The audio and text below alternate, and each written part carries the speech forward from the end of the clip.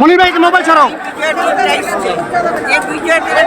তাৎপর্য কারণ এই বিজয় দিবসে, এই 24শে বিজয় দিনে আমরা স্বৈরাচার মুক্ত হয়েছি, দুঃশাসন মুক্ত হয়েছি।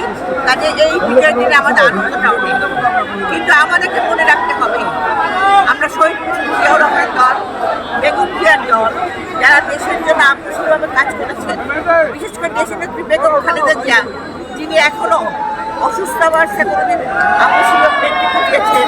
আমাদের ভারপ্রাপ্ত চেয়ারম্যান জনাব তারেক রহমান, যিনি সুদূরে থেকে এই বিএনপির এত বড় আন্দোলনের নেতৃত্ব দিয়ে বিএনপিকে সংগঠিত করে যে নেতৃত্ব দিয়েছেন, যার কারণে বিএনপির বহু নেতা কর্মী ত্যাগ স্বীকার করেছে, অনেকে কারাবরণ করেছে। তারপরেও বলবো এই মোবাইলটা কারা, এই মোবাইলটা ভাই মোবাইলটা সাপাও উপরে উঠাও।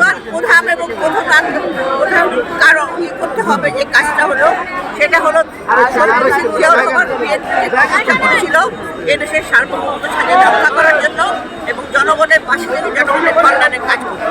বিএনপি সেটা প্রমাণ করেছে।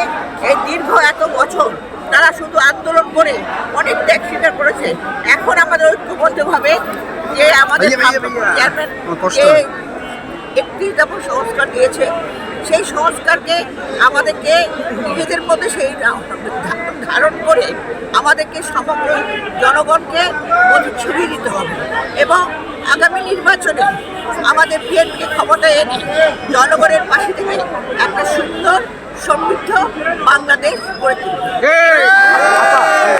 দেখুন, এটা তো আপনারা সবাই একইভাবে দেখছেন। এখন তাদের মন্তব্য, তারা দীর্ঘ 15 বছর একটা পার্টির সঙ্গে কাজ করেছে, যেখানে তারা করেছে এবং ভারত করেছে। যেটা ভারত করেছে এবং আমাদের পার্টি, আমাদের কিন্তু যে স্বৈর শাসক, তিনিও ক্ষমতায় থাকার জন্য তারই সহায়তা নিয়েছে। কাজে হঠাৎ করে শেখ হাসিনার প্রথমে তাদের নিজেদের মধ্যে বিভ্রান্তি এসে গেছে, যে কারণে তারা আমাদের জানে এটাকে তারা অঙ্গরাজ্যে পরিণত করতে চেয়েছিল, কিন্তু সেটা তারা পারেনি। সেই জন্যই তাদের কিছুটা ওলট পালট কথাবার্তা, মিথ্যা প্রচারণা, এগুলো আমরা শুনছি। কিন্তু আমাদেরকে ধৈর্য ধরতে হবে।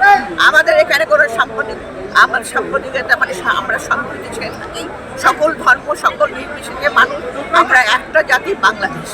কাজে আমরা সেইভাবে আমাদের শহীদ জিয়াউর রহমান, দেশনেত্রী বেগম খালেদা জিয়া এবং এখন বর্তমান যে নেতৃত্ব তারেক রহমান, এনারা যেভাবে নেতৃত্ব দিচ্ছেন, যেভাবে সমাজকে এবং রাষ্ট্রকে সমস্যা করতে, সেই লক্ষ্যে আমাদেরকে কাজ করতে হবে। আমাদেরকেও নিজেদের মধ্যে পরিবর্তন আনতে হবে। নির্বাচন নিয়ে কি বলবেন? নির্বাচন নিয়ে বলতে যাচ্ছি যে আমরা তো রোড ম্যাপ যাচ্ছি। আমরা আশা করি, কারণ সেদিন দেখলাম যে উপদেষ্টা বলেছেন যে খুব শিগগিরই একটা রোড ম্যাপ দেবে। কারণ রোড ম্যাপ হলো একটা পরিকল্পনা। এটা হওয়া মানেই একেবারে নির্বাচন হওয়া না, যে কারণে তারা তো উল্টোপাল্টা কথা বলছে কোনো উপদেষ্টা।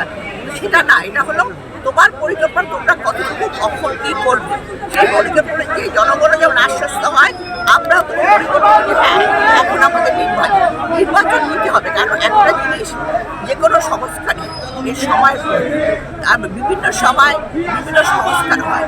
কাজেই সংস্কার ধারাবাহিক হয়েছে এবং শহীদ প্রেসিডেন্ট জিয়াউর রহমান তো এত বড় সংস্কার কার আমরা দেখি নাই। কারণ তিনি যে 19 দফা দিয়েছেন, আপনারা দেখেছেন, সেই দফার ভিত্তিতে এখনো বাংলাদেশ দাঁড়িয়ে আছে। ধন্যবাদ আপনাকে।